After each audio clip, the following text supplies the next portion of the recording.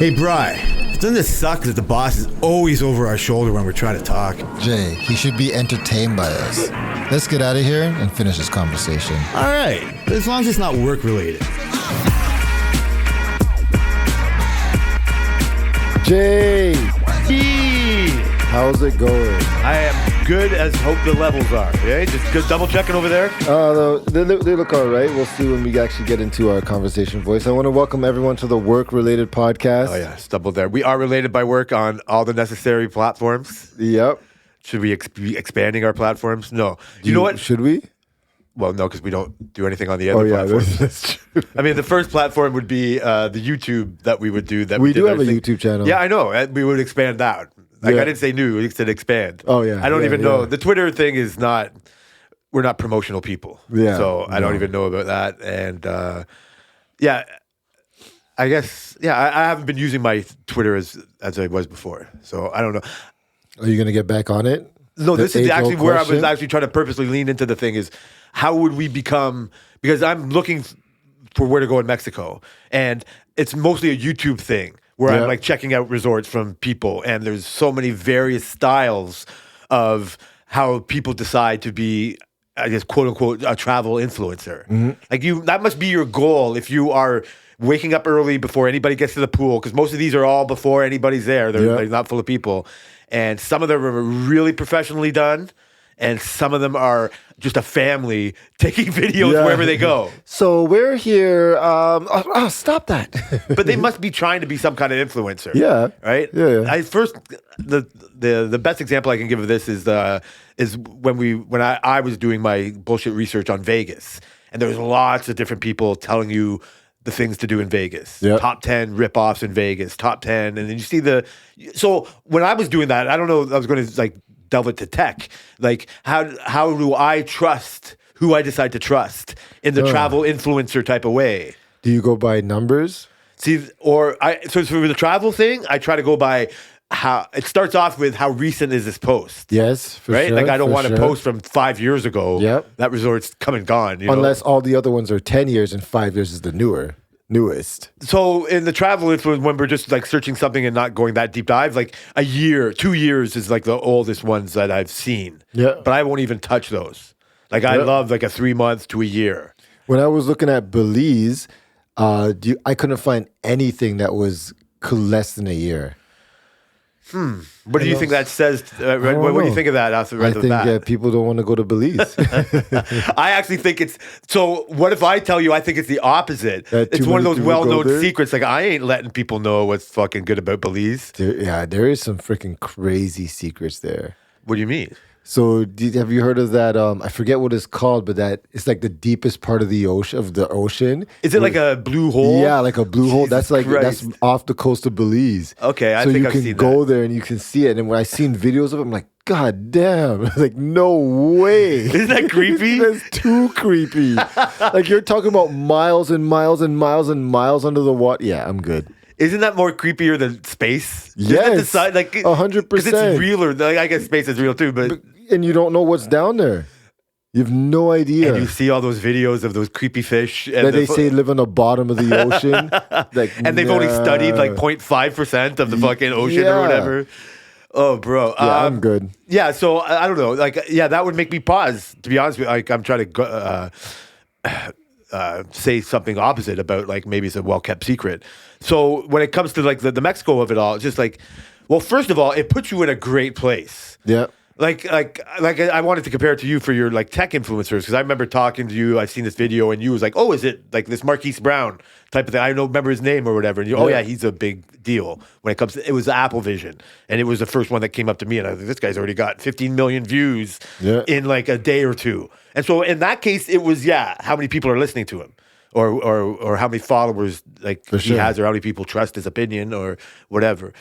Not even try to get conspiratory about it. That how are they pump numbers? Like, does that the most numbers might not mean the best? Like, is he sponsored? Like all that bullshit that comes into it. Yeah. So but I think with the tech one, it's just like, oh, I want that product, and so it's like, yeah, I can save up my money it's probably a comparison more than I thought.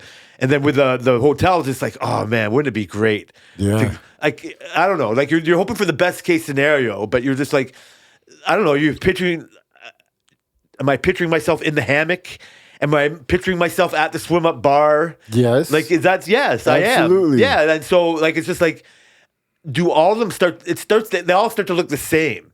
It gets very hard to decide which one to pick when it becomes between the Samsung and the Apple, right? Like you find hard reasons, right? Like Yeah. right away, and like I'm guessing you bounce back and forth a little bit, but not really because you know what you're kind of hard stanced on your tech stance. Yeah, more or less. Yeah, like you'll research a lot, like, and you'll get. I mean, you're not even buying. Well, you said it before when you like were looking to buy something, you fucking research the hell out of it. Yep. Like the griddle. Let's get back to the fucking the God. McMore griddle. Oh God. Like so, how much research went into that? A lot. I've read dozens of articles and probably dozens and dozens of watched dozens and dozens of videos. I probably rewatched videos. And is that are you trying to just reinforce the decision? Like what? So do people change your mind, or do people just like encourage what you already thought? I think Is that what you're looking for? Do you end up just looking for people to like confirm your biases? I think more so I think I need justification most of the time. Yeah. Right? And I think I nitpick a lot on people's videos and discrepancies when people do like this. Then one person says one thing and another person says another thing. I'm like, huh. Then I have to find more videos of one person saying it, and then you have to like you just got to. It's like it ends up being a poll. So this person said that it does this like 6 times, 6 different videos, and this person has said it does this, but only 3 people agreed with him. So it must be a lie, right? That's how it is when it comes to tech. Like when I hear a discrepancy in something that I don't know, I have to freaking keep trying to confirm, or because you can't really search those specific answers. Like I was trying to find out on the griddle how well that thermostat works. Some people were saying that it works so well, and other people were saying like, yeah, like especially a lot of the experienced griddlers, they're just like, I just never use it. I just buy a freaking infrared and just use that instead. You know what I mean? And I was just like, should I spend the extra money to have the thermostat in there, or shouldn't I? And then so it was just like those kind of things. Turns out it's off by like freaking 30 degrees, so I never use it. I would put it in a way that like you're right. You have to take the importance of the fucking thermometer out of the fucking or the thermostat out of the equation. And still wonder if you're gonna pay for it. So is the hammock facing the beach good enough, or is the hammock's freaking adjacent to the beach and you're just like, yeah, no. I don't See, care. those nitpicky things, because we don't go on vacation all the time, you know what I mean? And it's Yeah, like, you guys go often though. okay, you're right. No, I mean, to excuse my like privilege or whatever, I'm not saying you should say that, but but it's still, it doesn't seem like enough to me. You know what I mean? Like it's not, like you're right, compared to even you, but you vacation differently. Yeah. You go on all these little fucking vacations or whatever, and you don't like missing time off work, so you're not going to fucking do something as Damn right. as fucking as bold as taking 2 whole weeks off in a row. No, I just don't want to. Yes, that's why I'm saying it becomes like monotonous. Like the hammock facing the beach isn't important. Like in the video, they're trying to make these important and they distinguish it all. I just want something that the bar isn't going to be too busy.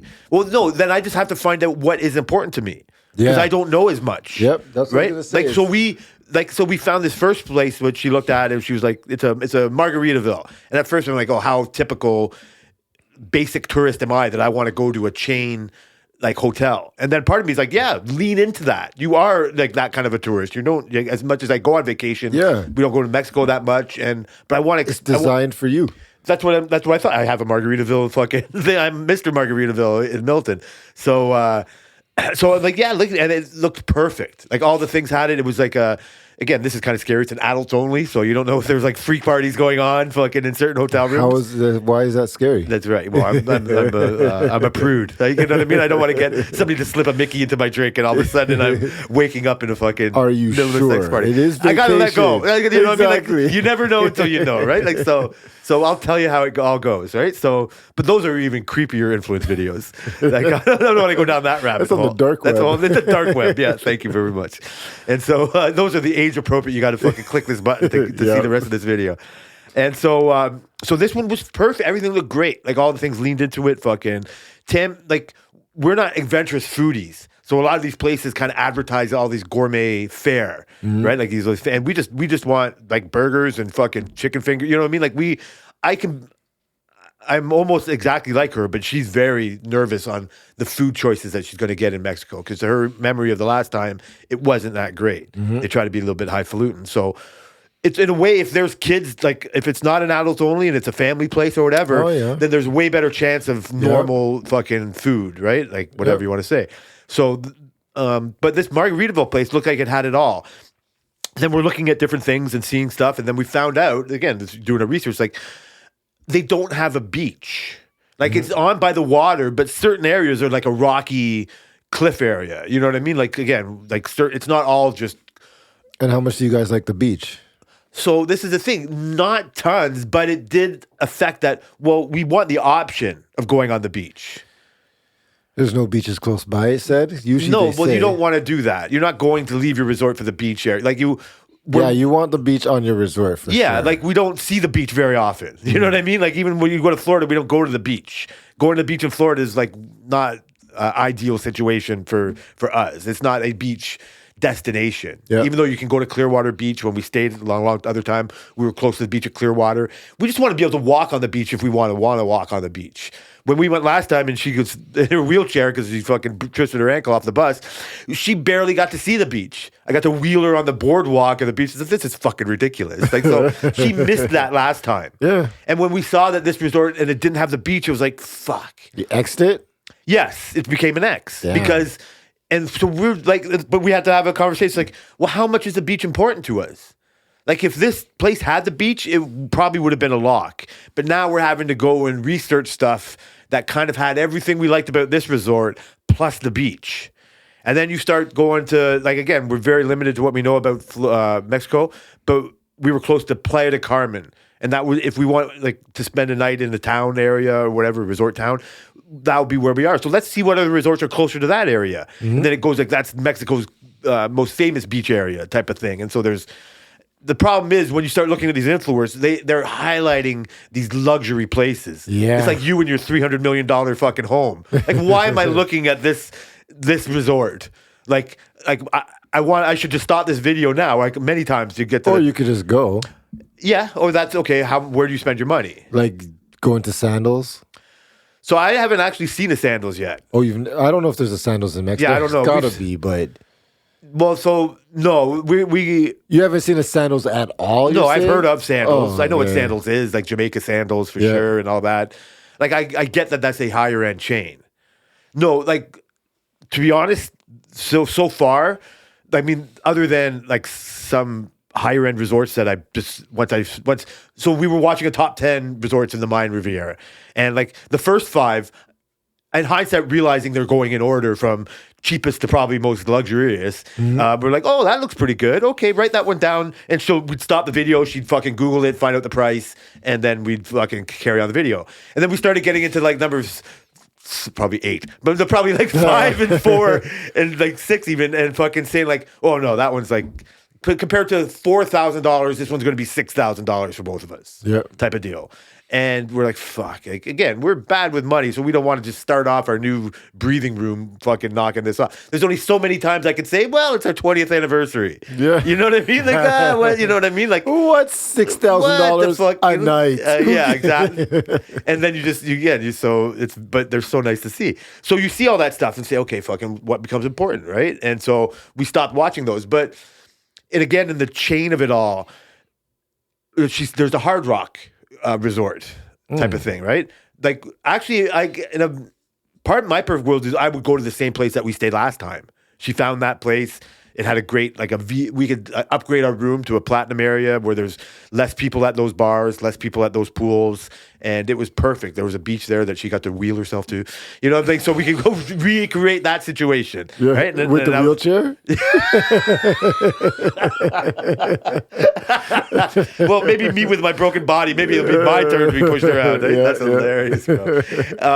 And so, yeah, that is on our list a little bit, like the where we stayed last time. And then so going into the what's money type of fucking situation is like, oh man, wouldn't this Hard Rock be really good? Ricky's a fucking rock and roller from Wayne. They might come with us, so that's another part of it too. Not confirmed yet? It's more like 80% yes. Then I mean, at this point, I doubt that it wouldn't happen. Right now, we're all just trying to confirm on what we all kind of want to do. So that's another like whole situation. But this is more of a situation where we were going to do this if they wanted to come. You know what I mean? Not that we're going to dictate everything type of thing, right? But it'll be like this will be a suggestion type of. It might be. I don't know, right? Like now, like that'll come to it. We have to kind of agree on something, right? Type of thing. But we're just going. We're not researching together. You know what I mean? Like I don't know how many places have been back and forth, but the Hard Rock is more than we wanted to spend, but it looked like it had everything. It had all the fucking food that she could like. But is it drastically more, or is it just like?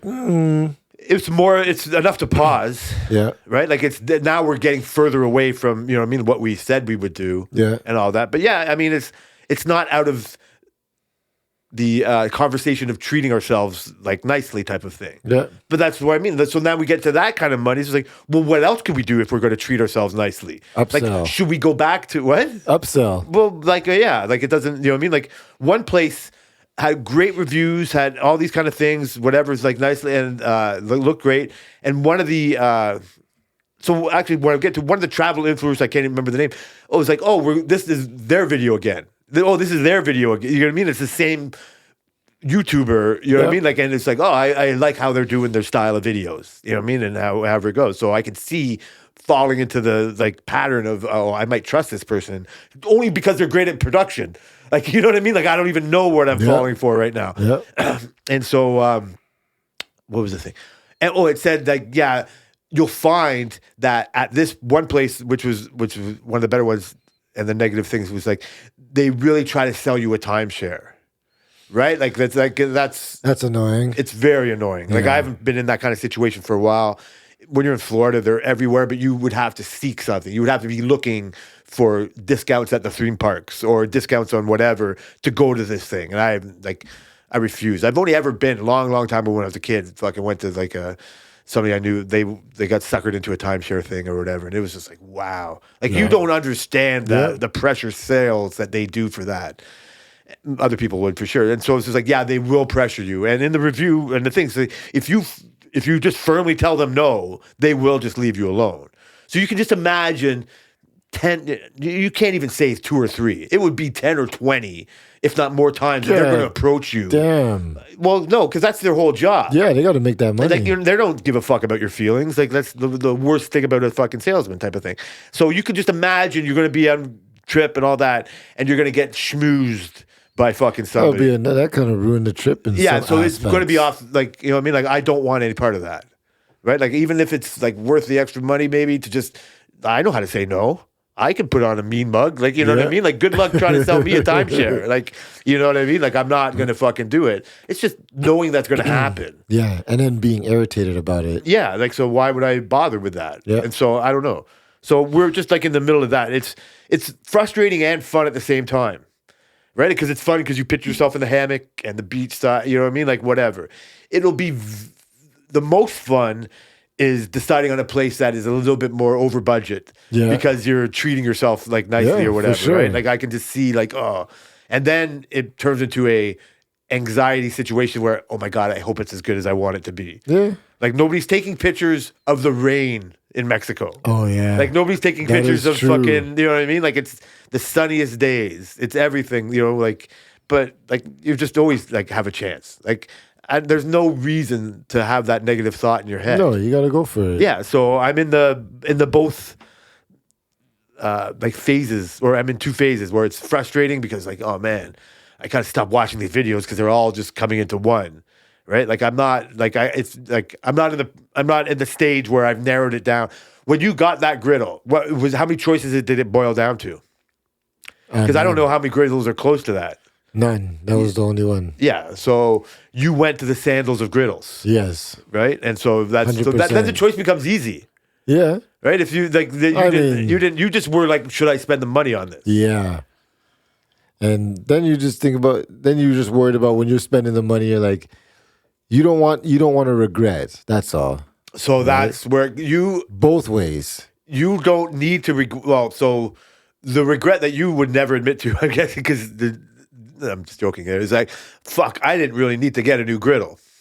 Nah, I need it. Yeah, no, I'm fine. I'm not saying you need to, but that, like, what other regret could you have? Right? Like, I don't griddle. You could be like, You don't go, go to Mexico. Like, you can just say any resort's going to be good. And so I'm just like, why would you throw away a griddle that you already had for a griddle that you just wanted? Right? Like just being not generous at all. because all the creature comforts. The same thing with the resort. Because you know you're going to use it. Yeah. No, I hear you. And if you go to a resort, you're going to be like, what did I, we went to the Rio in Jamaica and it was nice. It's like a 4-star resort, but like Sandals was like the next resort over and you could see them boating to they had like a little private island and they had like a little private Sandals island. You're like, I wonder what that would be like. So that's like a commercial. I know you don't want. There's another one where fucking people are always looking at somebody else, and it gets to the richest person in the story getting off of a plane from a helicopter and driving by the restaurant, looking at the people just having fun. Like, look at those guys. Yeah, goddamn, it was like that. Yeah, but I'll never look at that at my old griddle. Fuck that. No, that's fine. No, I'm not asking you to or saying you should. Like we looked at one of those reuse. The thing I think I'm going to lean on the most is I need personal stories. Like her friend told her that her parents always go to the Rio in fucking Mexico. Yeah. Like, and we looked at that and it looked fine enough. Like that was kind of the areas that we were looking at too. It's like, yeah, like if they confirm that it's worth the money and they had a good time and it was like everything was fucking, be like, what more do you need? Yeah, you don't really. I know, but then like I said, you look at what the other places Then you look offer. at the Sandals and you're like, Yeah. Maybe I do need a butler. I do need a swim up infinity pool. Exactly. Treat yourself, right? But it is fun. Like it's better than looking at other kind of bullshit that's going on in there. And there's nothing to fix there. This is all like just for me. Yeah. And just for I could bore you with NHL and NBA talk if you wanted to. That was a pretty crazy game yesterday. Yeah, Alvin had it on his phone the whole night, and I just kept going over there and watching. I'm like, holy, 15-point comeback. So, do you think I won my bet on NBA yesterday or lost my bet on NBA yesterday? I think you lost. I did lose my bet on NBA. Yeah. I didn't bet until because it was a free. There was a not that I had to bet. There was a free how I showed you some of those promotions or whatever. So there was like a bet $10 on the same game parlay and get your money back if you don't win it. So I didn't really know what to bet before, and so I waited till halftime, and I thought Indiana was done. Yep. Like at halftime, I thought, you know what? Oklahoma's just going to start playing even better. And they look so frustrated. And so, yeah, I was even contemplating on picking Oklahoma by 16.5. And I was picking, Halliburton's going to get under the points that they suggested. The Siakam's going to get under the points they suggested. Shea's going to get over the points they suggested. Indiana's not going to score that many more points. So I nailed it with Shea getting over his points. I nailed it with Halliburton actually getting under his points. It was just... Siakam ended up like getting more points than I thought. So I lost by how much? I lost a couple of different things, but just as a fucking casual fan, like talk about resiliency. Like they've done a lot of comebacks this playoffs. But it's the like the Michael Myers of them all. It's like the slow, steady Walking Dead zombie that's just like just keeps getting kind of shot in the shoulder and then fucking walking towards you still. Mm-hmm. Like just they're not running towards you to kill you. They're just marching on a fucking like they're fast. Mm-hmm. Like they compare them to your like 7 seconds or under Suns. They have that reputation and playing style. But the supposed the antidote to that is like the Thunder's defense. Yep. And so that was what was kind of showing in the fucking first half. And I just didn't see the turnaround. Yeah. And I'm not even like trying to look for a quick take on it. It's a combination of their Michael Myers, like slow, like steady march, and a bit of a choke job by OKC. Yeah. Right? Like, I think when you have a team that is, and they have a couple other good guys like Chet and all that, but I don't know if a team with one superstar can beat a better team. Yeah. Like, again, it's an amateur comment. No, it makes sense, but I don't. They have, OKC have 2 stars. Well, they have 1 superstar and then they have a couple stars. No, I agree, but they're so green. Yeah, that's the thing. But I don't see Pacers beating them. No, of course not. But also now people are not backtracking, but now they're second guessing. Yeah, no, it was all Oklahoma. Is it going to be a sweep or a 5-game series? Yeah, no, come on. Oh yeah. No. That's a you mean lock. 5-game with OKC or 5-game with Pacers? No, 5-game with OKC. Before the thing starts, are the Thunder going to sweep them?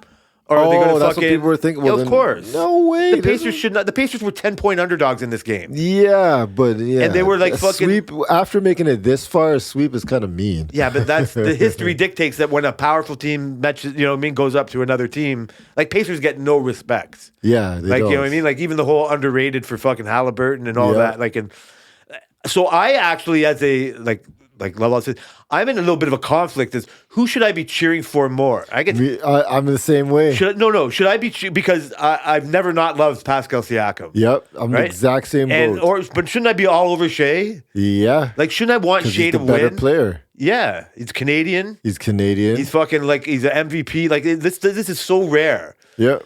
And Pascal Siakam is not Canadian. He's not from Toronto. Yep. But he's more my guy than Shea is. That's because he was on the Raptors, but like Shea's from Hamilton for fuck's sake. I don't want Pascal to win if he's not on the Raptors. So fuck off, man. He didn't want to leave. That's what makes me feel bad. No, he did not. Masai fucked that relationship up. Not even that they would have got rid of him anyway. Like you do have to, you know what I mean? Like I understand that, right? Like again, but even like this is years that Masai had to backtrack. Is like I was an asshole in the end of our relationship here. Yeah, he kept him out of the dark. You know what I mean? Like there was a disconnect between like the closest of him, like the manager and the fucking player. He was worried about leaks. I guess. I mean, it is what it is. Business, turns into business, and there is a bit of a. I get butthurt about glasses, so of course I would imagine if I was traded, how butthurt I would fucking feel, right? Like, so I feel all that. I think he does still so much work. Like, he's never dissed Toronto. Yeah. Like he's just a class act. He would freaking come back, I bet. He's never not proved that talk about underrated. For sure, but he grew up here. Is he better? Would he have been any better? Is he going to be any better than he is now? No. No. He's in the right place at the right time right now. Yes. He fits that team perfectly. For sure. He's only gotten better. He's not going to get any better. No. As an asset, he had to leave Toronto.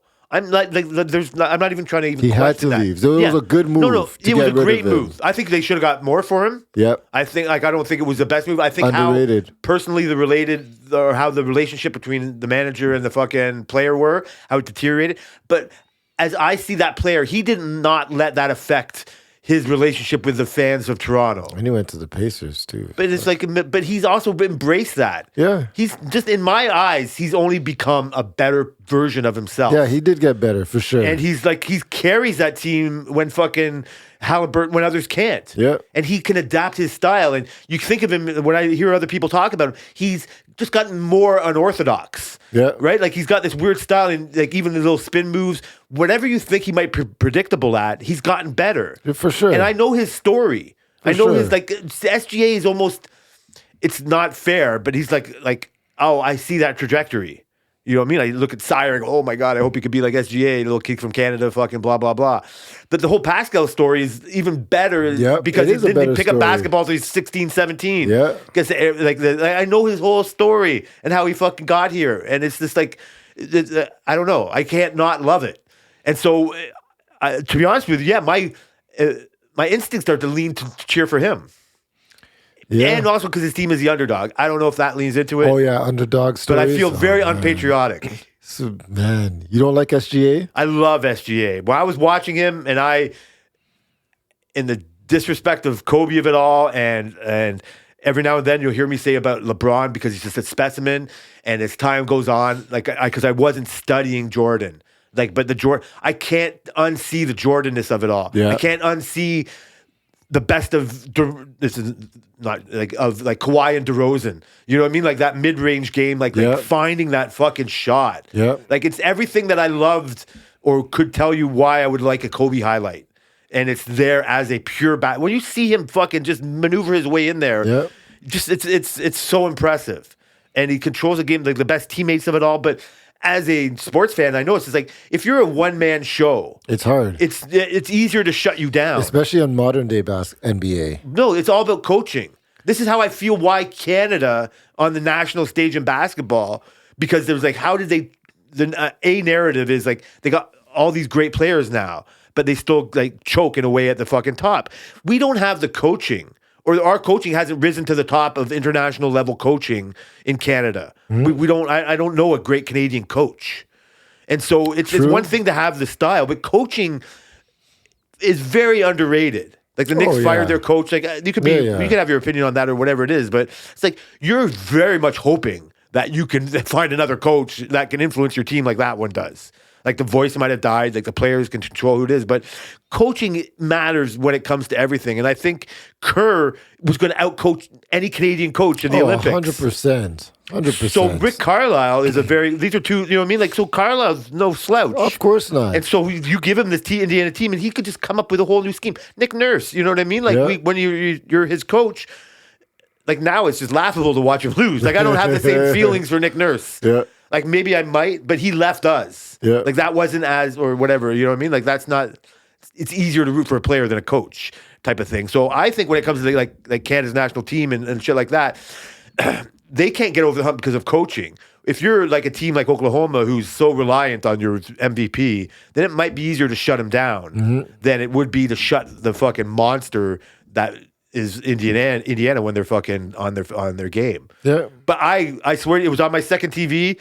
I made my bet at halftime, and 5 minutes into half, I knew I was losing because Pascal scored. I was like, God damn, but I still watched. And all of a sudden, like even Tammy was like, oh shit, they're only down by 8 right now. Yeah. And then I was like, babe, it's 2 minutes ago, they're down by 3. And then we're fucking, you know what I mean? Like we put it on the big TV, but at the end, we finished watching whatever. And we just saw everything like live.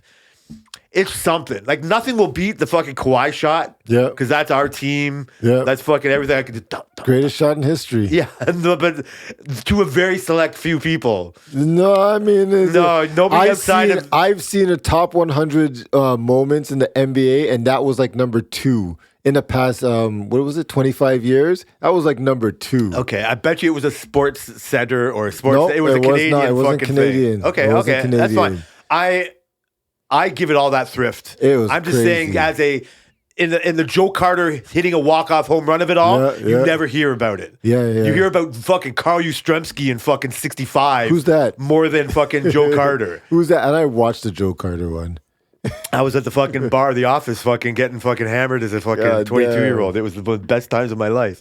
So I hear you. I fucking see that. So I'm just happy that it seems that the experts that thought it might be a walkover, that they're wrong. Yeah. Like it makes me like very whatever in a pure just sports of it all. Like that was impressive. Yeah. Like those 15-point comebacks were very impressive. Absolutely. With the NHL, you want to talk about impressive, like that fucking game. I hate the Panthers so much.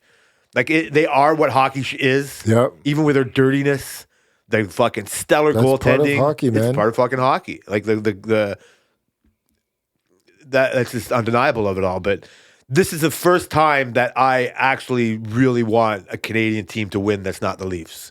This is unfortunate for the Edmonton Oilers of it all, because now, you know, Captain Jinx, but I feel it. Not for Canadian pride, not for fucking because I want Canada, because I want Edmonton to win.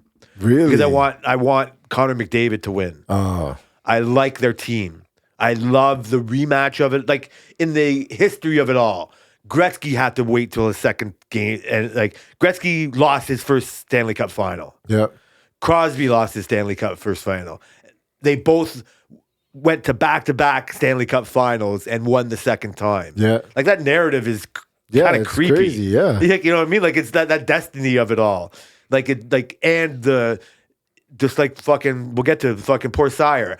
Like if winning is easy for you, it's the worst thing that you do to your fucking work ethic. That's true. Like I don't think it defines somebody. I don't know. Maybe it just the Kobe-ness fucking of it all is like I'm always a champion. I'm going to be a champion, and this is what it takes to fucking have that. Yeah. But the fucking hunger, the disappointment of losing, is. I guess I recognize more because I make mistakes and then have to fix them at work.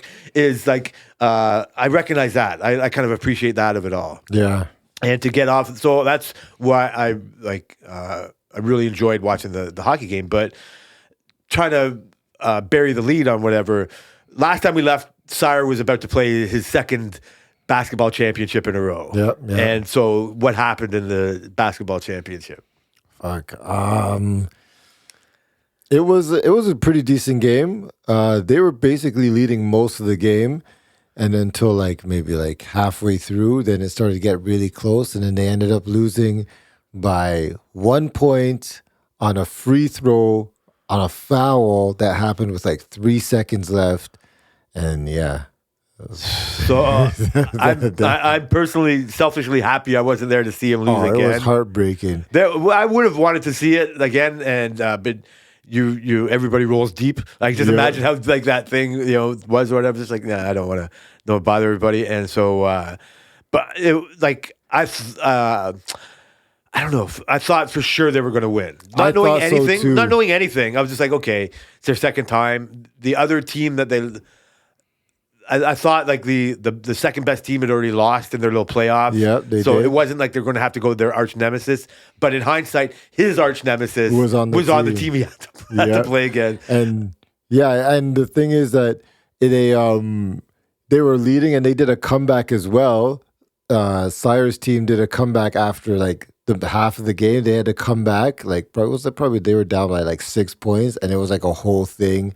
The first game. No, this game. Oh, okay, because that's what I remembered. The first game was kind of they were behind. Very similar, except that this game they started off with the lead, and then they lost it because they made another coaching error. Yeah. And they put somebody who couldn't guard them. Yeah. And then they switched. They fixed that error on the next shift, and then they just came back. But is this the frustrating part of not being in rep?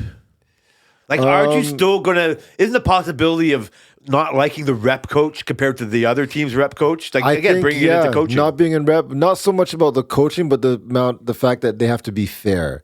I think that's the problem, that they want to be fair to the other kids. That's not fair to your kid. Yeah. Or my viewing enjoyment. Yeah, honestly, but fuck. Sire broke down as soon as the buzzer went. He was crying. I almost didn't want to bring it up when I came in and saw it today. I just whatever. He was pretty. I think he's over it now. I told him today that he has 3-on-3 coming up. He's like, that's not as important. I'm like, it's practice. Practice. Right? You got to show him some old Allen Iverson highlights. But he scored a lot of points. He missed a lot of easy buckets he shouldn't have, but he scored a lot of points. He played good defense. I know the answer. 14 out of the 20 points. I know the answer to this already, but did you see improvement since the last by the time we got to this championship game? He's a lot better. Is it the rep stuff he's doing, the rep team stuff he's doing, or it could be the rep stuff? We also directed him more into doing more layups than doing shots, and so because if you remember when you came to the game, he did a lot of shots. Yep. Now he does mostly layups. I hardly remember any layups, to be honest with you. Now he does almost mostly. He did 2 shots. He hit 2 shots in this championship, this game. But now he does mostly layups because he can get to the bucket. Can I, a little shade in him. Can I misremember this? Is that his nemesis? I think he does more layups than shooting. Or is that wrong? Am I wrong? I don't know. He doesn't score at all. He never scored at all this game. Really? Yeah, he didn't score any buckets. I don't remember if he scored. Did he score last game? I might be confusing. I don't know. Maybe we're talking about the light-skinned kid who was getting crossed up by him. Yeah. Yeah, I don't remember if he scored last game, but he definitely didn't score this game. Sire was not letting him score at all. So listen, this shit happens. So Yeah. again, like I don't know, like how do you like? I personally, I don't know if I'm just looking at the bright side of things or whatever. It's just like for me, if it like watching him, I'm not happy he lost. I'm sad that he lost. I want him to win. But I think it's just going to breed a Yep. better player. I think so too. I think this will burn. I played one season of baseball as a fucking probably Kai's age. I don't even remember. I don't even know why I was in it. Whatever. Fucking I could care less. And I was a back catcher. I loved that part of it. And we won the championship. And I wasn't a big part of it. And, You were and just I had, like, whatever? I don't have many positive. Remember, you know what I mean? I can just say we won a baseball championship, but it just didn't stick. It didn't make me hungry Yeah. for more. I remember, just like we talked about poker hands. I remember those losses way Way more. more. And I don't think he'll ever forget these. 2 1-point losses in the championship. Like, I don't think he'll ever forget that. Yeah. I think it's way better than not making the championship game. Like once he yeah. has For once sure. he has one of those seasons, Oh, man. then he'll be crushed and he'll be so deflated. Yeah. And then he'll get to a championship game again and he'll just be like this is I'm not fucking regretting this decision. Like this not decision. This opportunity. Yeah. Right? Like it's just like there's only so much. I think the great human quality, which one of the few or most I like, is like the acceptance of it when it just doesn't go your way. Yep. Right? And it's not the end of the world and you do that. But that's what sports are all about. And that's what one of the dads said. There's like, this will build character. And I Yeah, was that's like, what I'm basically saying. Yeah, I guess. But like you said, I don't want to see him lose. Like No, that. so that's again. I'm a coward. I say this from my couch at home. Yeah. I didn't put my fucking body. So we're watching. Going to get to see Kai play piano tomorrow, and I'm a bunch of things. I'm partly nervous for him. Yeah. I can't imagine putting yourself in that situation. I'm like proud as punch. I can't even think of something I'm more proud of to witness somebody I know, never mind a kid, somebody I know doing this. Yeah. Putting themselves out there like that. With all his challenges. What, you as a dad? Exactly. And, fucking and so like it's very exciting. It's not the same as I don't know. I don't what the similarities or the differences of going to watch Sire play basketball and then going to watch Kai play the piano because it's so individual. Yeah. Like he's not going to win the recital, No. right? Like he's like in a way he's way more won by just going out there Yep. than Sire is by just playing on the court, Yep. right? Like Yep. there's an element of both, but this is just I don't know. It's just it's more ballsy. Yeah. It's to witness it is I'm very I'm intrigued to see how it is to feel that. especially with his major anxiety. Yeah, that's like I'm even taking that out of the equation. You're right. Yeah, especially with that is and it's a lot more people than what Sire plays basketball in front of. This was a lot the more spotlight's people. massive. And it's just you up there. Yeah. So Yeah, I'm very proud. I We'll wouldn't. see. So it's interesting. Like I've never seen anything like that. Oh, nice. I've seen Ricky fucking Shadowray playing fucking at a bar and he's fucking doing his rock and roll thing where I've seen him do it in his basement a million fucking times and all that. And it's like, he's doing it. Like he's so far from, you know what I mean? Like Van Halen on the fucking, you know what I mean? At the Rogers Center and all that. But in his mind, he's fucking Yeah. Eddie Van Halen at the fucking Rogers Center. And so I love that for him when I see it. And it's just like in your groove. It's just like watching somebody do fucking good at anything that, like, you know what I mean? Like, that you're watching. So, I'm very intrigued. Yeah. So that's fucking pretty cool. This is a little bit off. I mean, we could talk about other TV in a bit, or we can right afterwards. But so I find it weird watching the F1 Academy show. Yeah. Like that's right up my alley. Like a sports documentary show that chronicles. Like I watched the fucking cricket one between fucking Pakistan and India. Oh, you and I did? was ready to go to war, motherfucker. Like it was shit I didn't know anything about. Yeah. I learned a little bit more about cricket, and I got a little bit more respect from the two fucking situations going on there. Like I haven't gone any further on that, but as a documentary, the horse racing one, never been a horse person, but man, you watch how hard it is. You watch the slow motion of the jockeys jockeying around on the fucking. It's like, god damn, that Dirt looks kicking up. dangerous as fuck. You know what I mean? And the majestic fucking horses and all that shit there, and the characters of all these fucking billionaire fucking owners. It's just like, I'm in. Like, let me fucking watch this. So. And the F1 show, obviously, I fucking love. So the Netflix has this F1 Academy. Yep. And so it's very hard not to feel, it's very hard not to feel very sympathetic for these fucking teenage girls. Like they're all fucking like 17 to 21. Yeah. So he's like, what? Why are they all so young? But that's what it is. Right. No, racing is young. Yeah, it's all young. No, so that part I get. But but somebody who doesn't watch sports doesn't really understand. Even all sports in general, it's young. It's hard to. So I find maybe because they're fucking little girls, but it's very hard to be critical. I feel sorry for almost all of them. Where like I've never felt sorry for Lance Stroll. Yeah. Right? I don't like, you know what I mean? Like it's like when you see these little girls, like all the pressure, the one Filipino fucking girl who's got fucking all these fans and fucking she's got all these extra fucking pressures and then she lines up in the grid wrong. And you're like, is it all this extra fucking social media shit you're doing? Like, is it?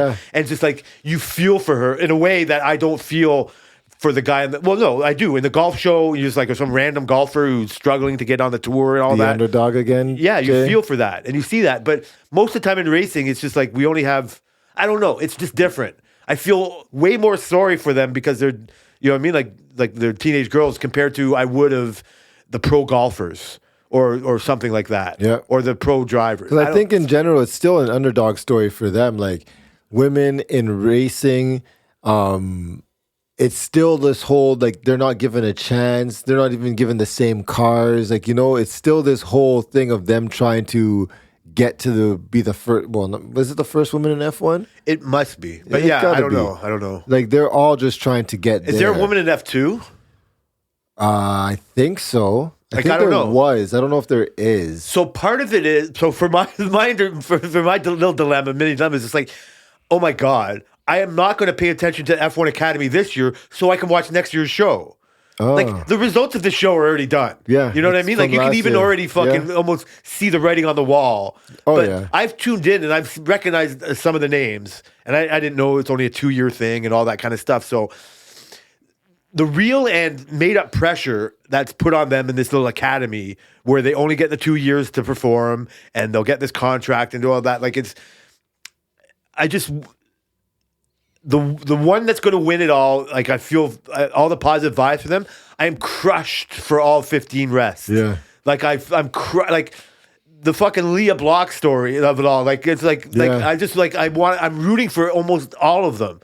Like it's I just find it easier to root against the professional men I agree. than it is these girls. Yeah. And I'm just like any other show, how they show how vulnerable they all are. And again, you just think of a fucking crying teenage girl. It's easy, sure. And I like that aspect of the golfers and the other show and all that too. But when it's actually a fucking poor girl that fucking made a mistake and the pressure of the world is on her, crashes. yeah, like it's just like, oh man, like I don't like. Again, if it was a Lance Stroll of it, I'll just be what a chooch. And but like I can't do that to these people. Right. I don't feel. I just feel the opportunity slipping away from them. They say it in a way, and I'm like, it's their lives. I can't disagree with them. It's like, especially the Filipino girls. It's like there's so much pressure on me to be all of this, to run my own social media, to run, you know what I mean, like all the promotions, to get all the fucking sponsors. Yeah, because they don't have all the support too. They have zero of it all. Maybe that's a part of it too. Like these F1 people don't even have to drive their own cars if they want to.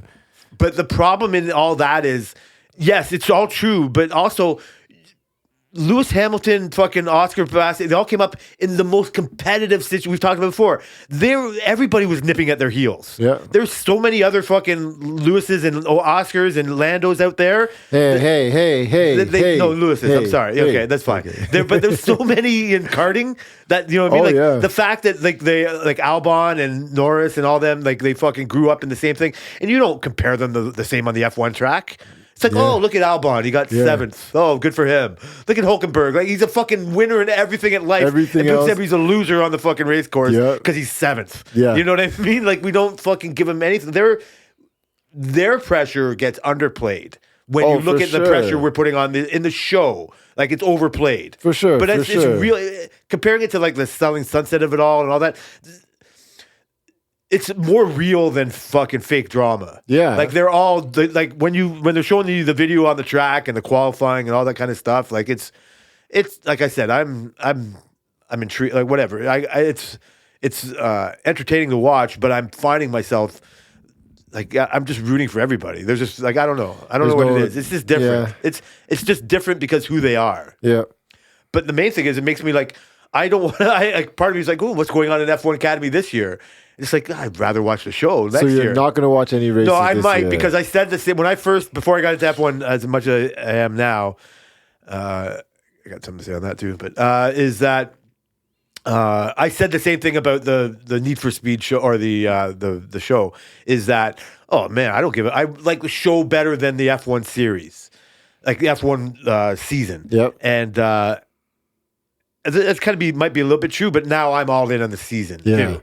Like I will rewatch the show and forget something that happened in the season I'm watching currently. Yeah. It'd be like, geez, really? Lewis won Canada? Fuck, I forgot. And so maybe not that drastic, but like certain things and certain things they'll show. It's like, oh, I didn't know that was going on as I was watching this going on at a different time.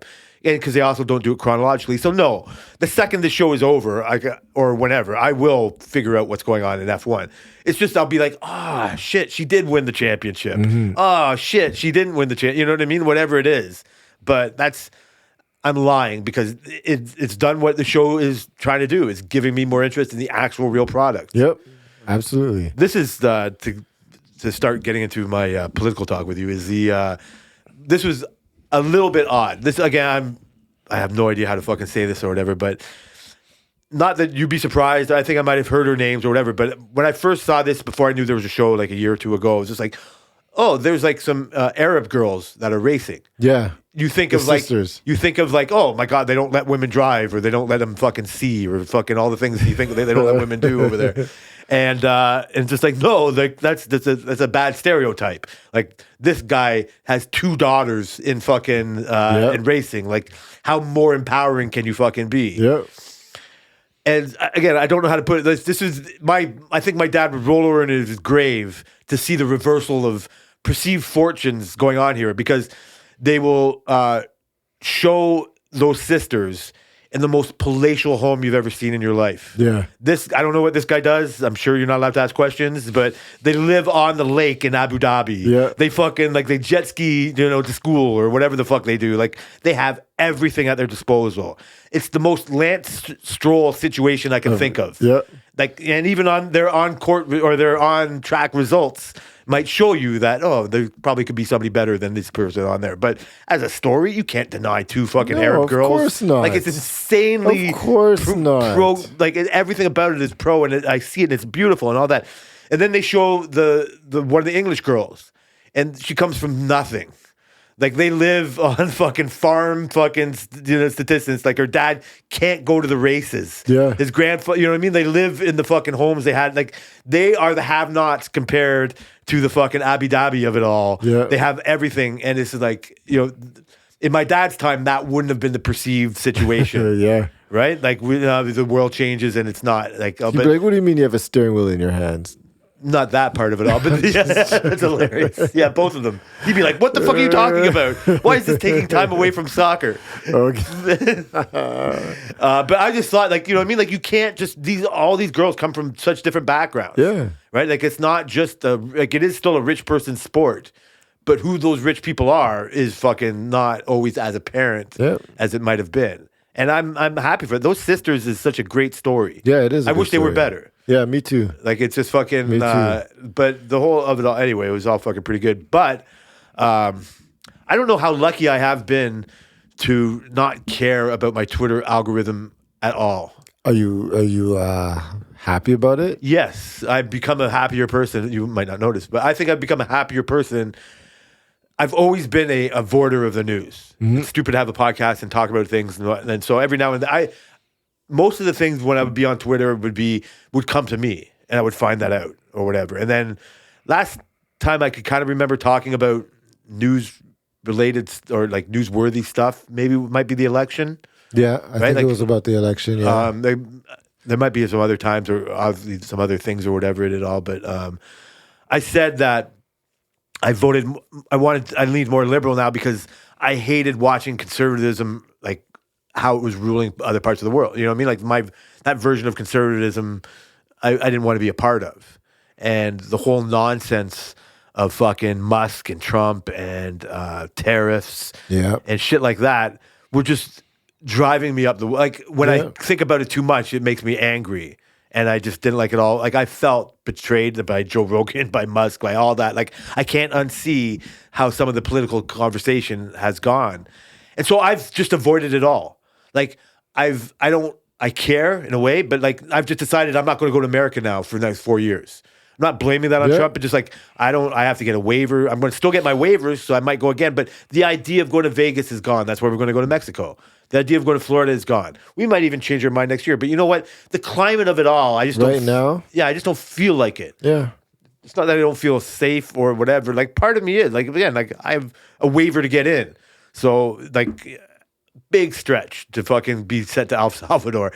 But whatever. I don't know. And so I just don't. It's just gross and ugly to me, and I don't understand it, and I don't want to, and I just avoided it all. So when I start hearing about Musk and Trump having a fucking disagreement or doing whatever, like I was going to bring it up last week when they had their budget thing, and just like, man, I just wanted to reiterate how when I said before, if I was what a fucking an enemy of America would want to do to America, I see Trump doing. Yeah. I've seen more of a Chinese Russian asset compared to a Captain America.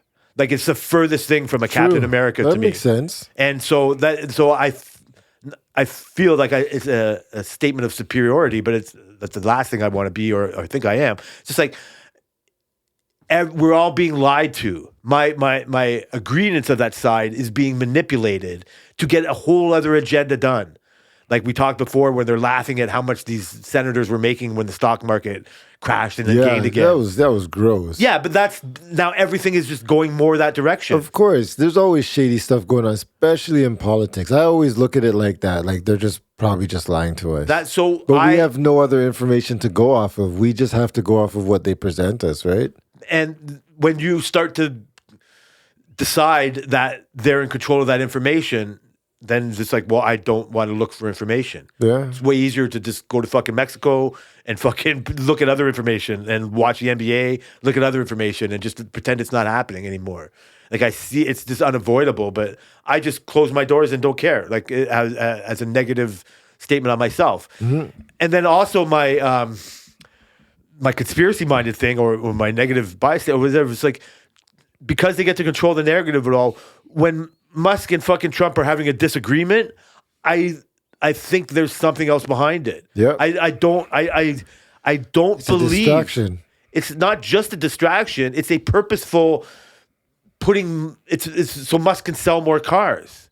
If Trump is fucking tweeting that I am going to sell my Tesla because I dislike this guy now, that means like, oh, it's okay for me to buy a Tesla again. Yeah, but the shares dropped, so the opposite effect happened. For now, the immediate. Like For it's now. how if you're Musk, how do you if you go from being adored by like I know this is not the statement, but if you go from being in a certain stature to now changing it to this right-wing political guy and a Trump fucking confident and then getting more heat for that, how do I go back to who I was before this? Yeah. Like what if I'm a marketing fucking person? If I can narrative my story, what's the first thing I do to get out of my attachment to the Trumpness of it all? I agree to an extent.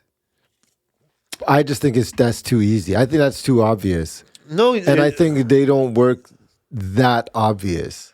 That's Yes, how they I do. feel. I feel like these guys, all these guys with all their advisors and stuff, I think, which we probably were going to talk about, I think this was a distraction from the Russia-Ukraine war. So this, I think the timing of this, these two guys having their argument, which seems a little stupid, like it's out of nowhere type of thing. We knew Musk was leaving, but it's like, yeah, but the timing of it all was too much of a coincidence for me to feel like it's not a distraction. Because when okay, go ahead. no, keep your point, but I don't think it's the wrong time at all. Like I think it's the public opinion thing of it all. I think in a scenario that I can think of, I think the general public we forget about wars. We forget about wars in Syria. We forget about wars everywhere sure. else, like a war in fucking Iraq. Just goes on and on. When I looked up what was going on in Ukraine after we talked, it's like, holy shit, 4 years? This war has been going on and it's like, oh yeah, now I see it, but I wouldn't have said that right away. Yeah, for sure. Right? It wouldn't have been my first fucking thought. So yes, there's reason to think of this. I think it's a distraction from the actual things the budget is doing. Like, it raises the budget, but just be like the amount of outrage that even a Trump supporter should feel in what's going on in the budget and the fucking senators making billions off of the working man is like, this is more of a distraction on what I'm doing to America. Nobody cares about Ukraine. They absolutely nobody cares. Nobody cares. People do care about Ukraine. No, I know, because it's unjust. But He's more on the Russian side of it. Who? Trump. Exactly. That's why I say it's a distraction. Because when I brought up to you about the drone thing, you haven't even heard about it, right? You didn't even notice about it. Have you heard anything about Russia's reaction to it? No. Because it's been going on all day. No news coverage about it. It's been going on all day. They've been pummeling Kiev. Oh, no, so I have. Yeah. No, not that way. I haven't seen any real news. Like, when the drone thing came out, it was everywhere. It was everywhere. It was all over my YouTube feed. It was all over my Twitter feed. It was all over my Instagram feed. It was everywhere. So I'm already in the algorithm of Russia versus Ukraine. And now that Russia has retaliated, I don't see a lot of news. I've seen here and there. I don't see a lot of news about it. I think, like you said, Trump is on the Russia side. This is a distraction of what Russia's actually doing right now. So if it was a real argument between Musk and fucking Trump, then Musk's power against Trump is Twitter and fucking using his influence on that to show how wrong he is. And it's not happening. It's a fucking, then they're in cohorts of fucking doing bad. Then it's more but that doesn't bad explain gameplay. The news. It's still a fake argument. No, so I only looked it up today before I came here, then because I didn't look it up. Like, we only talked about it yesterday. And the thing that actually came, however impressive the fucking Ukraine drone strike was on the fucking Russia, it's a fucking mosquito biting you in the arm. It's nothing compared to what their power can do. Whose power? Ukraine was a mosquito on the arm of fucking Russia. And Russia's going to come down with a fucking sledgehammer. For sure. The amount of planes they knocked out and the amount of damage they did was like a 3% fucking damage. No, thing. they lost 30% of their air force in that strike. Not the article that I just read. Oh, then you must have been reading the wrong one, because Russia only has their bombers. They only had 60, and 20 of them got blown up. That's literally 30%. Yeah, so the numbers, and I did hear the 20. They don't even make those anymore. They can't replace them. They don't have and these are their primary bombers that they were using to bomb Ukraine. So it wasn't even close to a mosquito. And a lot of their early warning things have been destroyed. It's funny because when we went to the cottage, me and Brenton had this argument about nukes and stuff, and he was talking about Russia and all these nukes and all this stuff. And I was trying to explain to them that, yes, Russia has a whole bunch of nukes, but they're not all delivered in the same. He was saying that Russia has 3,000 nukes. They can launch 3,000 nukes in a day. That was our argument.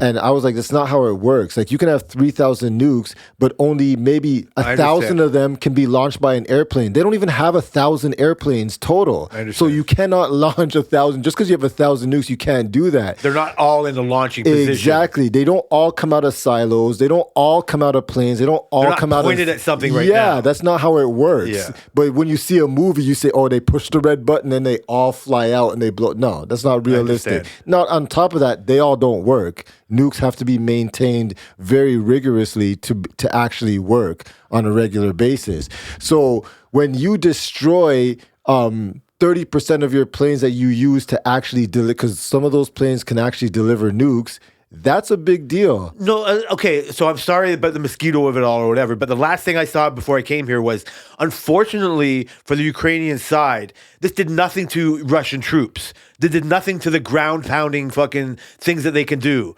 The retaliation that you've just talked about is only going to increase and give them more pause to go further. The last thing in that last article, I said the Trump fucking tweet of it all was just when I was talking to Putin, he says, he's going to have to respond to this. Yeah. at the same time, he's withdrawing his support for the Ukraine. Exactly. That would fucking I get it. So are you saying that Musk is part of this and having a fake argument? 100%. Yeah, okay. I'm more on that side. 100%. I'm more side, but also without having to know the Ukraine part of it all, because I get to ignore war because I'm right here right now.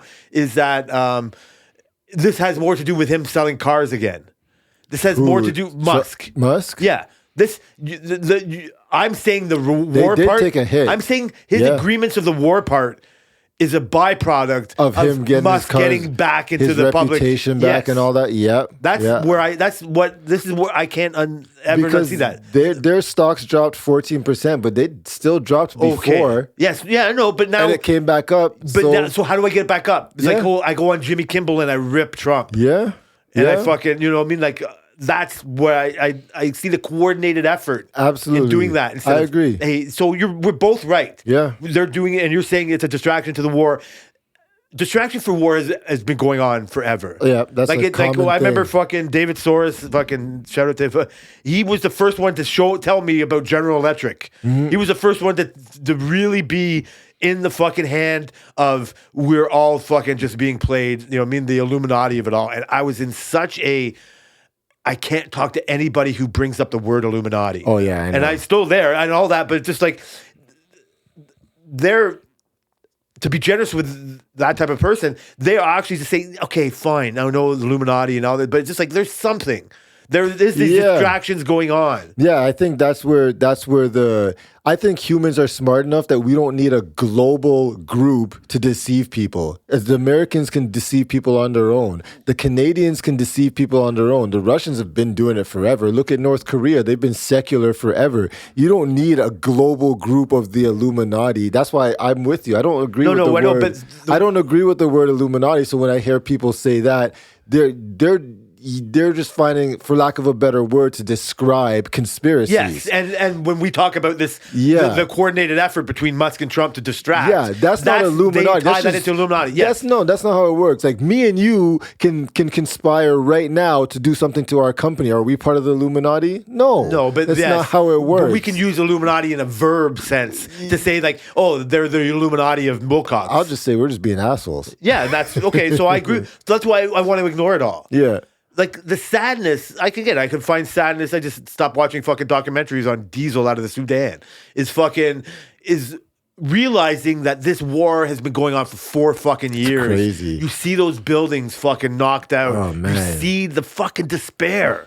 Like, and you see, like, now this gives them reason to fucking go in there and go in. It's like, there is no Captain America. Yeah. Like, my fucking ignorance of it all is just like, no, there is a Captain America. Like, it sucks to depend on a big brother and all that or whatever, but this is who you promised you were. Which they're withdrawing everything. That's what I get. And that's fun, but it's not, I don't find it, I find it gross. So you're on a side here? Whose? You're on a Ukraine-Russia side? Am I on a Ukraine-Russia side? Ukraine or Russia side? Well, I would always have been in Ukraine's independent side. Mm-hmm. Like I grew up with a fucking sense of a NATO world where fucking like democracy should rule. Not ignorant to the fact of fucking where puppet regimes are fucking put in place or, you know, whatever it is at all. But like, no, the idea of like I've watched the world go from East Germany, West Germany to a united Germany. Yeah. I like, that's the word. I want that fucking Berlin Wall to just keep receding. Like I don't want Russia to I don't want to deny Russia whatever it is. Like I don't know. Like I can't advocate for Russia or North Korea when the examples of prosperity are South Korea and the rest of the world. Yeah. And I fucking, you know what I mean? Like I wish that for North Korea, what South Korea has. I wish for Ukraine to be prosperous, and I don't understand when Yugoslavia fucking changes their names a million times. I get to just fucking make a joke about it. Yeah. I don't know the burnt out buildings of it all. Like that's so gross to me. Like even like the Iraq war and all that shit, it seems so just. And there's just way more examples to think how not just it is. Yeah. And I'm just like ignorant to how the world works from my couch, fucking watching NBA. And so on a flat screen. On a fucking made by slaves. Yeah. Fucking like so exactly. Like I don't like I like my own hypocrisy is gross to me. And so commenting on it all seems all gross, and it's just easier to fucking avoid it. Like it's just so much. Like our politics seems so benign to it. Like so the fucking Mark Carneys of it all. Like you know what I mean? I just don't know where the importance of it all should land. Right? Like where should my importance be? What really can I affect? All I can affect is like, you know what? You're all gross. I'm buying a Polestar if I'm buying an electric vehicle. Damn right. I've been actually looking at those. I like those. Yeah, and see if we should get some research. Or even like I said, like, oh, look at that. Look at these Chinese fucking electrical BYDs. vehicles. It's like, why am I not even allowed to buy that? Like, you know what I mean? That discussion just gets lost. Yeah. Like, we need way more fucking people. We love all you people to fucking influence the fucking effect of that. Yeah. And then how do I become a fucking, like I said, like I've listened to my first full Joe Rogan episode this week in months because it had a comedian that, like Jimmy Carr, fucking that I wanted to hear like about. And I was like, this guy, like, he has the balls. Like, I wasn't even looking for a challenge. It's just like, this is the furthest thing from a Joe Rogan associated person. Whatever. I don't know what it was. It's like, I didn't think I was going to have to hear any of the political conversation that I hate from that show now. Or whatever, have to keep hearing from that fucking show. And it was mostly that, and they got into some things, and then eventually they got into a COVID conversation again. And I'm like, really? Like, Joe, like, again, what? Don't owe me Come on, anything. Joe. Come on, Joe, you're better than this. Yeah. And he is. That's why I listened in the first place. But now you're just so ingrained into this dialogue, and your narrative is just skewed in my mind that it's unlistenable to me now. And that's like where I start trying to lean into where can I get some, you know what I mean? Like enjoy some listening effect of this. It's like, oh, this, oh man, what the fuck? Not have to agree with everything. Just like get off of it. Like it's not even from a planned narrative point of view.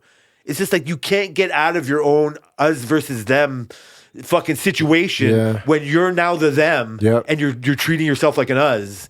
And it's just like, I'm very interested to see what his opinion, and it doesn't have to happen. And everybody, it's like where he comes down in this fucking Trump Musk fucking publicly.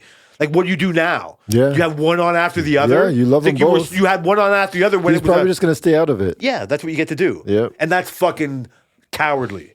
That's, you know what I mean? Like, fucking, like, When you were all up in it before. When you really wanted that fucking thrown out. Yeah. And that's why I don't believe the Musk part of it all, because you were so all in on this. And you got to do all these things, and you got all this fucking power. Now you're just, no, now what? Oh yeah, this one bill made me quit and bash him. Even the one fucking article, or one of the articles says like, is this? It was like an article that was skewed to a way of like, how can these guys damage the other? Like, what can Trump do to Musk for, you know what I mean? Like, as punishment. Well, that's the thing, because they could do a lot more than what they're doing now. All they're doing right now is throwing a whole bunch of verbal backhands at each other. I don't even think that it doesn't even seem that serious. No, of course not. None of it is. But so this article was trying to like give examples of serious ways that they could do things. You know what I mean? Like taking away subsidies or going on Twitter. You know what I mean? And using your influence. And Elon has a NASA contract. So also the one of the things out of 10 points was Elon starts his own political movement. Oh, he did say that. He that's what I mean. And so in a world where he really can't get a third term, and really his only legacy maybe like is to maybe have one of his kids carry or be part of the JD Vance fucking thing. Like he's thinking, how do we now control? You know what? Now he's a fucking puppet in the Elon Musk political movement. And how do I jumpstart that? Yeah. What's the springboard of getting you to be your own party? It's just like I can't control the Republican Party anymore. Now I bring it's like a little Tea Party fucking type of thing. And it's just like, you know what? That's probably more fucking like that could be happening. Yeah, definitely. Because he did say he would start a third party. He did tweet that. And so if that is the main goal that fucking happens. But I think Musk is out of politics after this, to be honest. I think once you've done this, like so in my mind, like he can try. We can visit this however many years later. For sure. We can, but it'll never happen now. Yeah. It's you've ingrained yourself in politics. You've come on one of my favorite shows at that time and said this democracy is at a crux. If the Democrats come in, then cat-eating immigrants are going to ruin our fucking country. Mm-hmm. And I was like, you're right. And then I realized I was wrong. And I like again, I'm not trying to justify my decision. It's just like, oh, I think you're wrong about fucking everything. I think you're just trying to get whatever narrative it is, and now this is their narrative. Yeah. How do I become popular again? Yeah. And now Trump's narrative is like, how do I control a whole political party? So you know what? Now I'm fucking like a super secret fucking, you know what I mean? Like wanting this to happen. Yeah. But like I True. don't say that in public. Of course not. And so I just fucking like, you know what, man? I'm gonna watch fucking TV. Like, is that like what can I do about it? Nothing. It's not even our politics. So it's not But it even affects our, it- yeah, that's it true. it affects the world, but it's not even our politics. Well, then I think it's more of a distraction of everything of like raising the fucking steel and aluminum tariffs again. Which I think those are going to get dropped on Canada. They go back and anyways. they go back Those and are- forth. Those are going to be That's yeah. that's a quick fucking moneymaker for somebody else in the U.S. Whatever it is. Yeah. That affects way more people than fucking anything else. Yeah. I don't know. I don't know what to think about that, but I wish I could even. I'm going to just make a quick fucking. Like I said, I just stop everything and go start watching TV again. Yeah. Like I don't want to change your. If you have, you know what I mean. Like if you want to add to it, like I know No, it's hard now. We've had the whole conversation, I think we're but good. what I don't know if what I said that you super disagree with or anything, but you know, like is watching TV a bad decision No, watching TV is great. and just ignoring the Ukraine war of it all? Not really. Well, I'm really interested in the war. I don't know. I like seeing the conflict. If they're gonna, it's like a TV show. Are they going to resolve it? Are they going to blow up a whole bunch? Did you see that they've lost like 1 million people, soldiers during this war? These Russians? 4 years. Yeah, Or both sides? the Russians. Yeah, that's such a fucking number of lot. humans. That's a lot of fucking people. Yeah, I really, I just feel despair. Yeah. Like yeah. I just feel despair. Like I can't wrap my head around that number. That's a lot of fucking people. Yeah, and when I hear those kind of numbers and see those things, you know what I mean? Like that happens. Like I remember the outrage of like the World Trade Center with like 3,000 people. Yeah, and you were like but then also I remember like how easy it is for Kanye and types of just like dismiss 6 million Jews. Yeah. and and it's just so far removed. We get to question it all. It's just like the Rwanda stuff, like the killing Yep. fields, like Yeah. the genocides everywhere. It's just like I'm not going to see anything other than that sentence. Yeah. And yeah. it's like, and those are millions of fucking people. Yeah. Like fucking, you know what I mean? Like pets get put down at Tammy's work and you're just like crushed that that's somebody's pet. It's one thing. It's at the most generous, it's a fucking soul like you and me. Mm-hmm. And it's just like fucking, yeah, that's so, you know what I mean? Living in that sadness. And it's one billionth, you know what I mean? Or Yeah. one millionth of the things we're talking about. Yeah, 100%. And it's just like, I don't know. I just can't concentrate on it.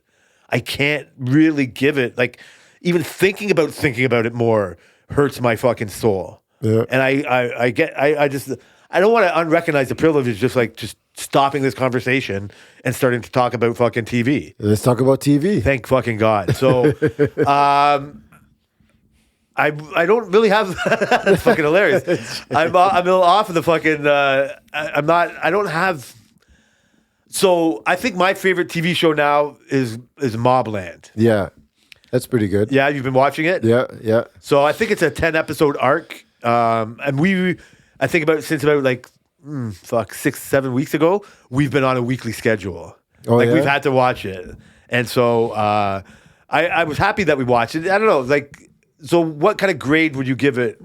I think you need the whole. I don't know if you even need the whole season. I think I need to end it. would need to end it to see how they do with because that tells you a lot how you end a season. Yeah, no, or that's how what I you mean. end a It's thing. hard. But like- I rank it pretty high up there. I think the acting's good. I do too. I think the storyline. I think the characters are good. I think the characters are great. really good. Yeah, Yeah. yeah. With it, I was watching at the same time. I was watching that and 1923 at a point. So I was watching Helen Mirren Yeah. in fucking 1923 and in this. She's the same person basically, but different. So I don't know if I can unhear or see this after I've heard somebody else's opinion on this. Oh, no. This character's a little bit more over the top. yeah, for sure. Like it's too over the top. It's the same character, a little more over the top. She's the supportive wife of they're all mobsters. In Yellowstone, they're all mobsters, right? No, she's- 1942, the Duttons are mobsters if you really think about it. And in Mobland, she's married to a mobster. She's more of the godmother. She is for like sure. She's more of in charge. But what in 1923, she was in just charge an OG too. gangster. Yeah, I get it. I get it. She's the same character, but turned up a little bit, put a little steroids on it. Yeah, more that's a good example. Yeah, none of their husbands will ever really argue with their wife. I'm talking about the Duttons and what's his name in Mob? Harringtons. Yeah, the Harringtons. They're not arguing with this woman. You know, they're not going against her. She's really in charge, but she's not in charge. Yeah. That so the dynamic of it all is kind of cool. Like, and she plays it great. She's great in that sorry, role. I'm not trying to discount what she has, but like compared to the two, I mean, I liked her. Maybe it's because of the villainous of it, of Mobland. Like I enjoyed her character in 1923 better. Well, 1933, I would say is a better show overall. I would say it's a better show. That's tough. I don't know. If we minus the last 2 episodes of the last season. But 1923 overall so far, I would grade the acting a little better. What, of 23 then? 23 than Mobland. Yeah. I would Mobland's a little cliche-ish. Yeah, exactly. And I would grade it. Like you said, that's the best. It's a little, Mobland is a little more over the top. It's so is like that the Guy Ritchie-ness of it? Like, you know what I mean? Like, yeah, he's that kind probably, of a movie stylish. Probably. Like, he's worse. He's like a it's not. I don't know. I don't love everything Guy Ritchie does. He's not a what's his freaking Tarantino. No. Who did all the Yellowstone? Tyler Sheridan. Tyler. He's not a Tyler Sheridan. Yeah, but Tyler Sheridan's almost a cliche at this point. I mean, they both could be if you but want. there is a place for that type of stuff. Like you don't want to make another Sopranos, right? You don't want that whole vibe. You can't because you're just going to be compared to that. So you need to have your own. Like what's that? Reacher. Yeah. You know, Reacher's over the top, right? Reacher is pure cheese. Pure cheese is over the top, but it has its place. Yeah. And I watch Reacher. I haven't watched the latest season, but I watch it. But I'm not watching it because I want to get what 1923 gives me. I'm watching it because I want to get that spot. And okay, so yeah, it has room for that. Mobland it's not Reacher-ish. Yeah, it's more Reacher-ish, but it's not to that level. With a fucking sledgehammer, you banged it, nailed it. That's fucking 100%. How many episodes are you in? I think we're on 5 or something. Fuck. We got many days to go before you catch up. I'm into it. Like we were binging it and like. If I was binging it like you, I'd probably be done.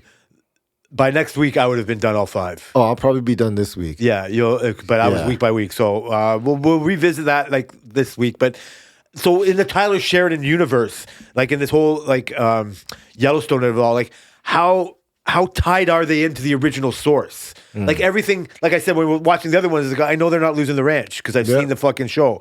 Like.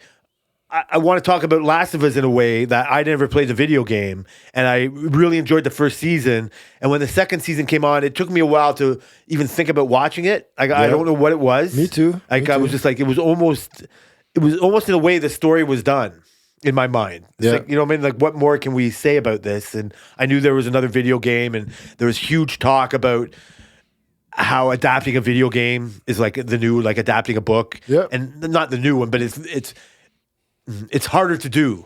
Like for sure. I don't know. Like you play more games and read books, so it's when a TV show or a movie strays from what the book did, or like even Game of Thrones or something like that. It's just like, oh, I guess they did because I'm not reading Game of Thrones. Like I'm not reading the book, but it's like, oh, I know what happened in this video game, or I've played Fallout, and it's like, oh wow, this is very similar to what it is, and you're more confident on what they've changed. Because you've witnessed both, but I've never ever said that the book is better than the movie or show. Yeah, right. Like I have seen Cujo and read Cujo, and to be honest with you, the book is better. Like when you just said it. You said you never. No, said I know. It. So I'm reneging because it's been a while. Let me say it's been a while. So the examples I can give, I can almost tell you the book has always been better than the fucking movie or show. The only book I've read that I've seen is Of Mice and Men.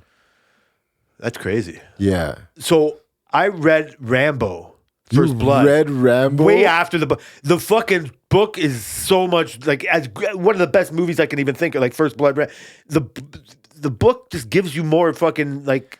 But see, I think that's the difference between a game and a book. When you read a book, a lot of it's your imagination or the description of words into your brain. But when you play a video game, it's already there. Like you already see what they're trying to describe. Like a visual example of that. Yeah, so I think you can take more liberties on a video game than you can on a book. So the critics of Reacher before is when Tom Cruise was Reacher. Vice versa, on a book than you can on a video game. Yes, you're right. Yes. Sorry, yeah. You're there's a visual example of it. Yeah. If they show a fucking black guy as your fucking character, and all of a sudden it's a white guy, it's like I can't fucking change that. Yeah, what the fuck is this? And then so the people with fucking like Reacher, they in the book he's like cast as this giant man, and then they showed Tom Cruise. Yeah, exactly. And that was a huge. But I only just heard that example. Yeah, I'm like, yeah, that's bullshit. But I wasn't invested in the book, so this character wasn't already built up in my mind. Yeah, so when I saw Reacher the show, I was like, wait, what? So everybody now is more on board with the similarities of the two. Yeah. And so, but did the show ever owe like that? Like once you get the rights to the fucking thing, like so, Last of Us, I stopped watching. I'm not gonna give I don't own this show at all anymore. Like I waited to watch this show and I did it, and I watched 4 or 5 seasons, 4 tops episodes, and I'm like, you know what, babe? I don't think I care about watching this show anymore. Yeah. And it's because it was just like I wasn't invested. Yeah. And I'm not trying to lay blame. Somebody should be blamed for this. They ruined it. And is it because they, from what I can tell, like this is not spoilers, they stayed more true to the game. No, because there is a Last of Us 2 game. Yeah, there is. And that's the only Last of Us game I played. And the thing is, it's like, it's not really that close. Yeah, I don't want to say anything without spoiling it, but like some things happened, but some things were non-existent. Yeah, but you're not tied to the whole, you have to make it a little bit more entertaining. For sure, but when you do that and you change the essence of something, it's like, okay, so I mentioned this at work, Halo. When the Halo movie came out, so Master Chief, have you ever played Halo? No. So in the video game, Master Chief is this, he's a 7-foot, he's part, just like engineering, biotic, robotic, whatever they do. He's 7 foot, he's freaking like 500 pounds. He's not like fat, but he's like metal, and he's like the epitome of what a soldier is. Right? You listen to command. He's not in charge. He's a Master Chief. So he has commanders and he does what he's told and he gets the job done always. When the show came out, it starts off, yes, this is Master Chief. You already have in your head, like, he's this freaking super soldier. You can't beat him, really. And then this guy is having all these emotions. He's taking off his helmet, which in Halo, he took off his helmet at one point and the screen blacked out. So we've never seen Master Chief's face in the video games. And so he takes off his helmet. He's having all these like things. He's disobeying orders. He's doing all these things that what made Halo great in the beginning of that character great. Like he never even spoke in the first game.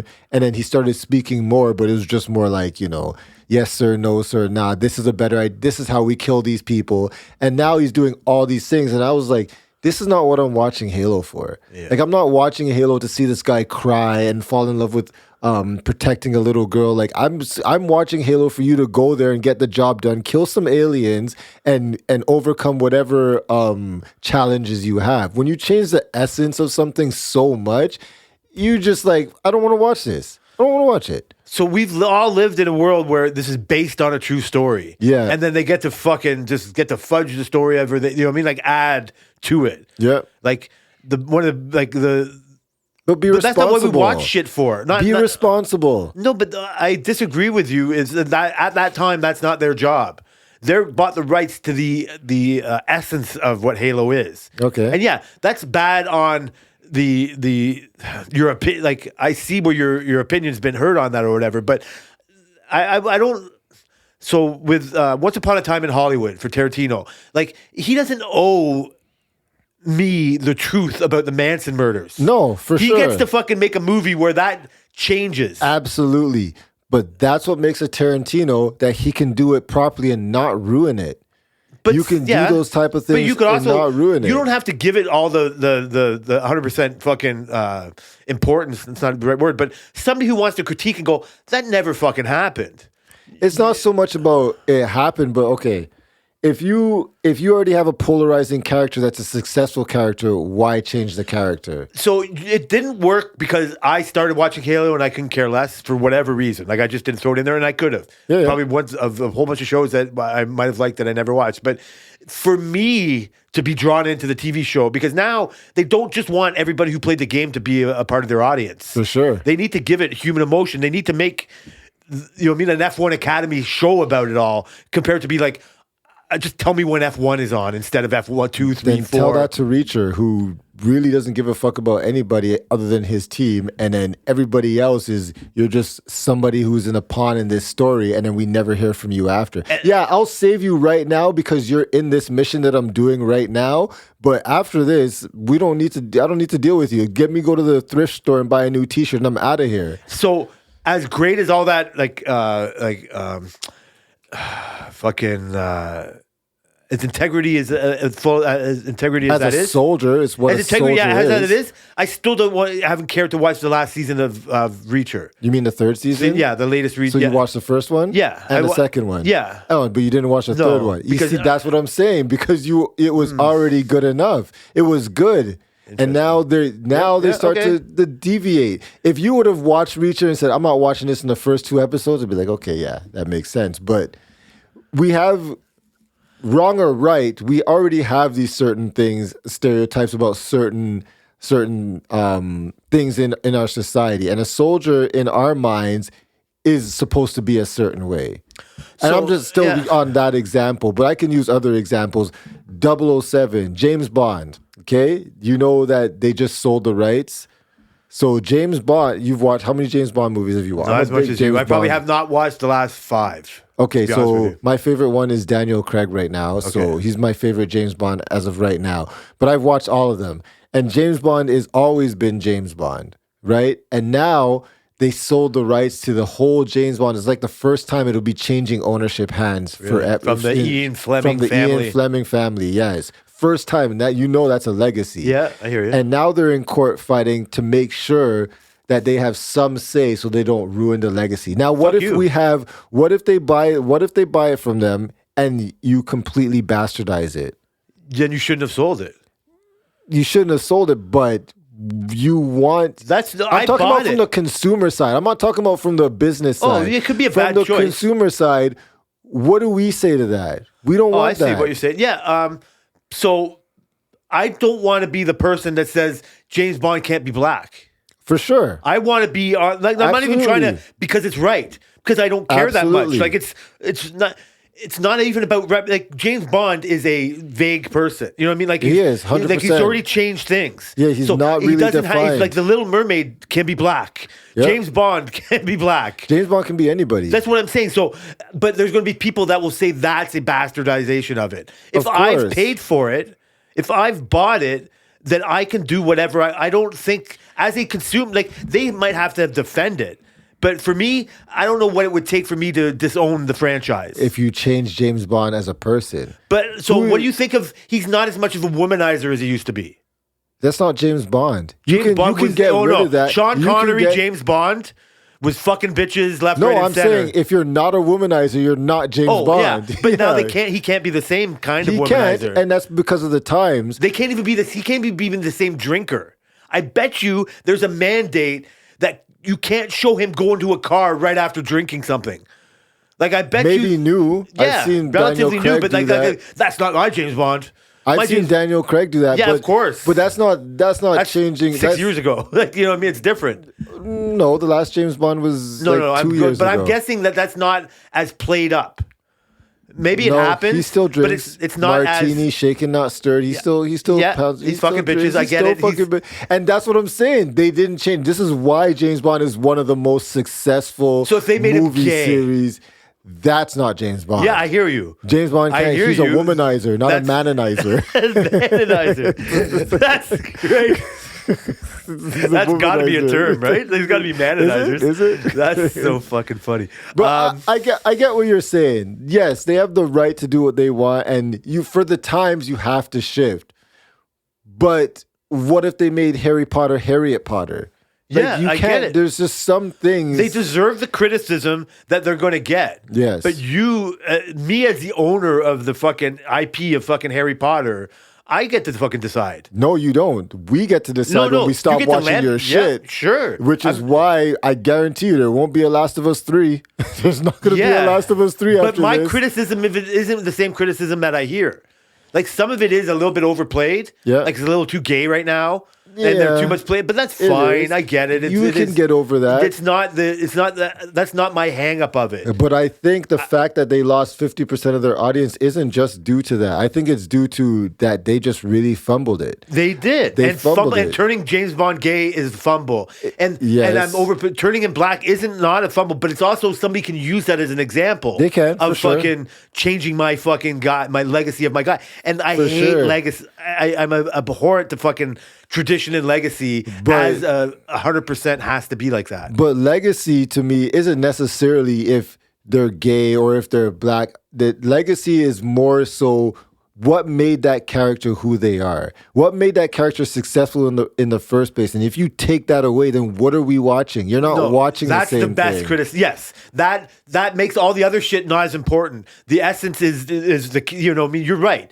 Taking that away is worse. Yeah. You know, I hear you, and they deserve all the fucking the credit for it. But it's the same. But the onus, like whatever the outcome of what the decisions are made, as the owner of the thing, I still get to decide. It might be a wrong decision. You can waste your money. Yeah, it's fine. 100%. That was my biggest worry when Expanse got canceled and Amazon bought it, and I was like, oh my God.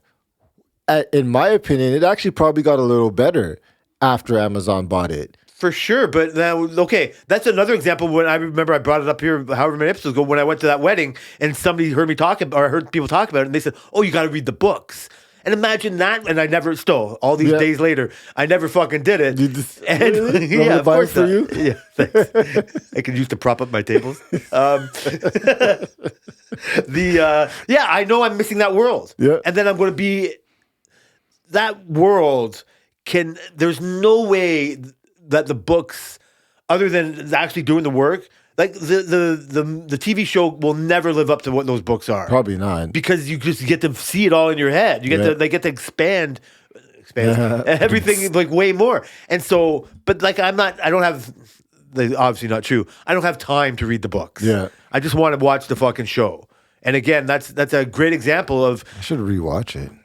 like, I've always thought of that. Like, it holds a great fucking like spot in my like viewing fucking like history. So I have a story for you. Okay. I was talking to our good old pal Nate at work. Yeah. And he was like, you know, he was talking about his wife. He's like, yeah, sometimes I don't get to watch shows because, you know, she doesn't like the same shows as me. I'm like, oh yeah, I know those. He's like I'm really into sci-fi. And he goes, do you like Star Wars? I'm like, yeah, of course I like Star Wars. He's like, I'm more of a Star Trek fan. I'm like, I love Star Trek. Like, I love all the new ones too. I like the old ones. And then he started mentioning Voyager and like that. I'm like, yeah, I love all that. And he's like, oh, I didn't know you like these kind of shows. And he starts talking and he goes, have you watched the 100? I'm like, I love the 100. That shit was great. He's like, you really watched the 100? I'm like, yeah. And I go, have you watched The Expanse? He's like, nope. I'm like, you gotta watch it. If you like all these shows, there's no way you won't like The Expanse. Oh man, he's like The Expanse. He's like writing in his phone and everything. I'm like, you have to watch. What a lucky bastard! I know, right? I'm a little jealous that he gets the brand new watch that. I'll bring it up to him. I haven't talked to him for a bit. You should. He's an actual sci-fi nerd. He likes all that kind of shit. That's crazy. That's a fucking stretch. I know. For some reason, I wouldn't have given that to him. Me too. I was shocked. Right. That's not right. But how the hell do you know what the 100? So, like I said, we don't know what The Expanse difference between the books and the fucking show is. Yeah. It's just a guess that we're thinking the books would be like from whatever, right? So it doesn't matter. Like to somebody else, whoever changes what you know about James Bond if they do it good enough, like obviously, like we're going extreme examples, somebody's not going to care. Absolutely. Right? Like if it would be ridiculous, but the whole world is full of ridiculousness. Yeah. Like for them to do something, like we would have to question why they're doing it. Like we're questioning Musk and fucking Trump and other things and whatever. But so we just wouldn't understand it. But I don't play the long game. I don't like the whole Cybertruck of it all. Yeah. So stupid. But you brought it up like kids love it. Yeah. Like they're not building it for like some of them, like the retarded 50-year-old who's in a fucking Cybertruck. But they're building it for Kai. Look at I need 18 parking spots. But it's more for like if Kai's picking a car in a game, it's the Cybertruck. Yep. That's who their target audience is. Yep. It's like Joe Camel for Camel cigarettes. Yeah, It's like exactly. you fucking like it's not you we're selling to. Yep. Right? And so I have to just give that. So the person that's thinking of James Bond in the future is not thinking of you with Nintendo 64 Golden Eye. Yeah. They're not You're thinking right. of Daniel Craig. They're selling to an audience that thinks of Daniel Craig like you think of Sean Connery. Yeah. It's like, oh, Yeah. yeah, he was a human. He did live. He's 85 right now, Yeah, but you know. he's a legend. Yeah, okay, I get, like, yeah, was that's why old, that's why legends just die. Yeah. Like, it doesn't, it's fine. Like, it's going to be very hard. It's going to be so theoretical for a 30-year-old Kai to say Sean Connery was the best James Bond. You know what's hilarious? Pierce Brosnan was the best James Bond before, and it's hard for me to watch those ones now. See? Because Yeah. time has gone. You've seen better. Yeah. Like, see, I don't really like watching, like, I don't watch movies that much, and it's not a thing, but I've missed the whole, like, almost like the expanse of it. I've missed the whole Daniel Craig experience. Oh, that's I might the have seen best some one. of it, you know what I mean? Yeah. Like, fucking Skyfall, or you know what I mean? Or whatever, fucking, like, that Skyfall. one. But to me, he's still the new James Bond. Yeah.